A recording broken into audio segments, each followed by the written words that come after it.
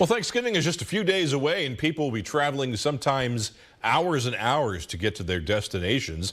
And traveling can pose unique challenges for those who have heart conditions and other health issues. Well, joining me right now is Dr. Gladys Velarde. Doctor, thank you for joining us today. Thank you so much for the invitation. Our pleasure. So, doctor, what precautions should people with heart conditions be taking when they have to travel these long distances? The most important thing is that you speak with your provider, the physician, the cardiologist, the general practitioner that knows you the best and knows you the most.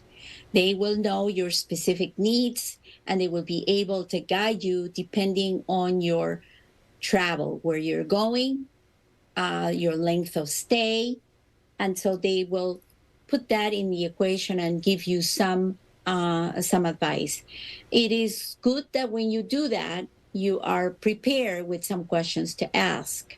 But in general, the ones who know you the best, they will be able to tell you what to do. So speak with your provider, and then a couple of other things that I can tell you to expand on the answer.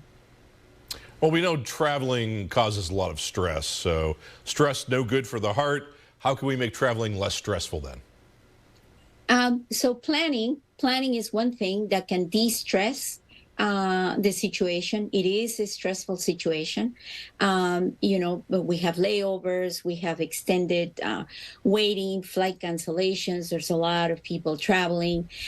So I would say travel light, prepare, know what your itinerary is going to be ahead of time.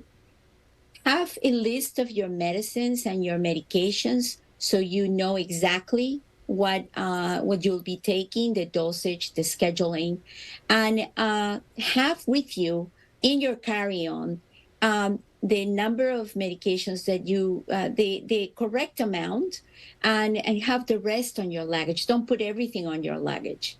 And to de-stress, I think it's important that you identify certain things that make you relax. You know, if you're into meditation, if you're into listening to soft music, your favorite book, just try to concentrate on things that bring the most positive energy during a stressful situation such as traveling.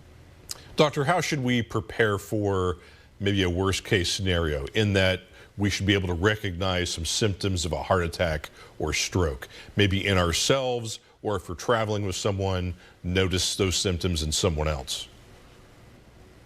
That's such an important question.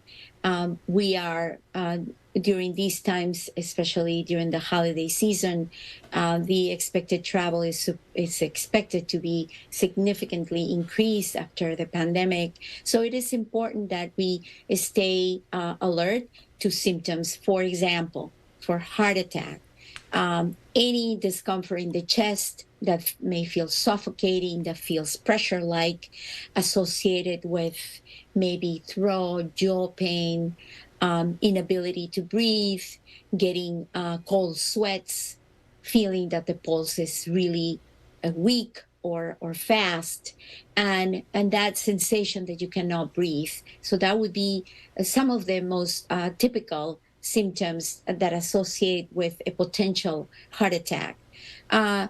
When it comes to stroke, anything that relates to visual changes, speech changes, loss of strength in one area of your body, a sense of misequilibrium, those are things that you have to be in tune of, and they can happen rather quickly. So it's important to notice them and act.